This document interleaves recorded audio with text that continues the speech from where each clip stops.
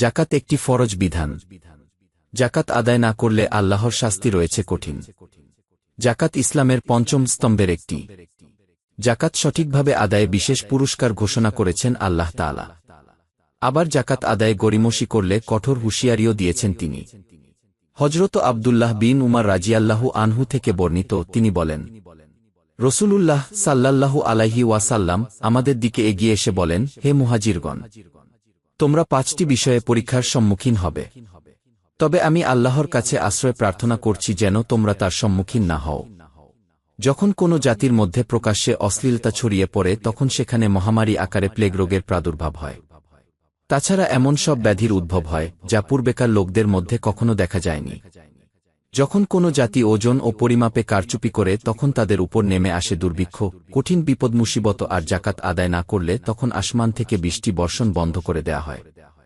যদি ভূপৃষ্ঠে চতুষ্পদ জন্তু ও নির্বাক প্রাণী না থাকত তাহলে আর কখনো বৃষ্টিপাত হতো না। যখন কোনো জাতি আল্লাহ ও তার রসূলের অঙ্গীকার ভঙ্গ করে তখন আল্লাহ তাদের উপর তাদের বিজাতীয় দুশমনকে ক্ষমতাসীন করেন এবং সে তাদের সহায় সম্পদ সবকিছু কেড়ে নেয়। যখন তোমাদের শাসকবর্গ আল্লাহর কিতাব মোতাবেক মীমাংসা করে না এবং আল্লাহর নাজিলকৃত বিধানকে গ্রহণ করে না, তখন আল্লাহ তাদের পরস্পরের মধ্যে যুদ্ধ বাঁধিয়ে দেন। ধানের জাকাত দাও। ধানের জাকাত বা উসর দিতে হবে, এটি মহান আল্লাহর হুকুম, এটি ফরজ।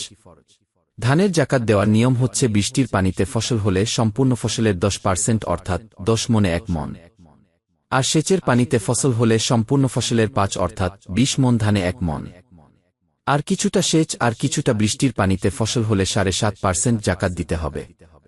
18 মণ 30 কেজি মানে 750 কেজি পরিমাণ ফসলের নিচে জাকাত দিতে হবে না। যদি 18 মণ 30 কেজি হয় বা এর বেশি হয় তাহলে জাকাত দিতে হবে। আর ধান ছাড়া অন্য যে কোনো ফসল যেগুলো সাধারণভাবে বাড়িতে রেখে দেয়া যায়, নষ্ট হয় না, পচে না, সেই রকমের সমস্ত ফসলে জাকাত দিতে হবে।